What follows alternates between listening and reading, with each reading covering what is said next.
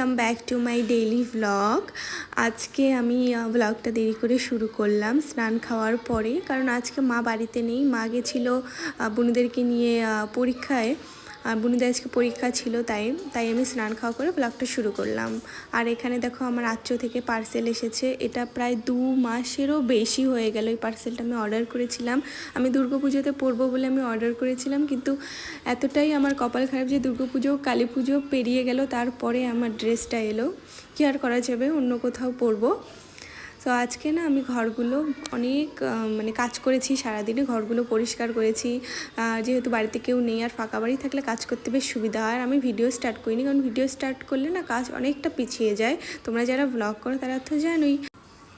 তাই ভাবলাম যে স্নান খাওয়া করেই ব্লগটা শুরু করা যাক।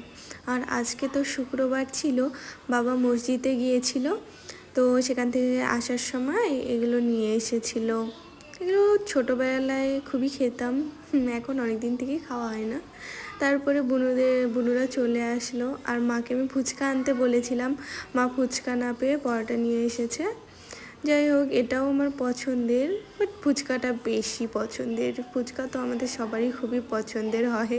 অনেক দিন থেকে বাইরের ফাস্টফুড খাই না, অনেক দিন পরে খেলাম।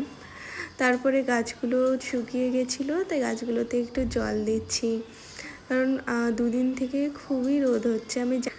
কখনো গরম কখনো ঠান্ডা এভাবেই চলছে। আর অক্টোবর মাসটা আমার খুবই পছন্দের একটা মাস।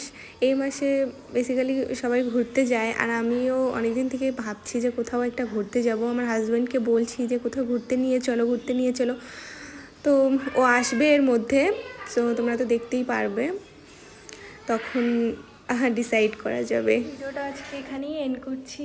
সবাই ভালো থেকো, সুস্থ থেকো, আর দেখা হচ্ছে নেক্সট ভিডিওতে। আজকে ব্লগটা অনেকটা ছোট হয়ে গিয়েছে, বাট অনেকটা দেরি করে আমি স্টার্ট করেছি। সো আজকের জন্য ভিডিও এটুকুই। সবাই ভালো থেকো, সুস্থ থেকো, টাটা।